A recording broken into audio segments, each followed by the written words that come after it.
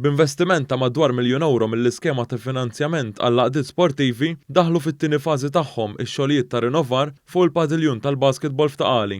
Is-Segretarju Parlamentari Clifton Grima qal li fl-ewwel fażi ta' dawn ix-xogħlijiet inkludu titjib fl-istruttura oriġinali tal-azzar u tal-binja minn barra.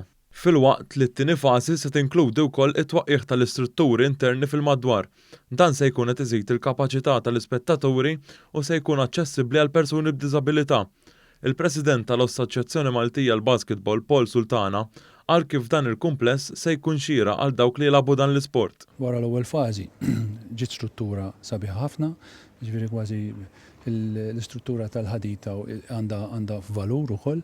Bit-tieni fażi issa ħajħu shape ukoll ġewwa. Il-padiljun se jinfetaħ f'Ottubru li ġej u se jilqgħu wkoll il-logħob tal-pajjiżi żgħar fl-2023. Faċilità illi fl-aħħar tal-ġurnata tkun qed tiswa mitlu deb għall-komunità tal-basketball ġewwa pajjiżna u tkun anke tista' tospita logħbiet internazzjonali ġewwa pajjiżna illi permezz tagħhom inkomplu nżidu n-numru ta' proġetti illi jitfgħu il-pajjiżna fuq il-mappa internazzjonali, inkluż anke għal dawk li huma training camps li jistgħu jsiru minn nazzjonijiet oħra. Il-Kap Eżekuttiv ta' Sport Malta, Marku Tajjar, qal kif dan il-proġett huwa wieħed minn kull għana ta' proġetti sportivi li għaddejjin xogħlijiet ta' rinnovar fihom sabiex ikunu fl-aqwa livell għal dawk li jużaw dawn il-faċilitajiet.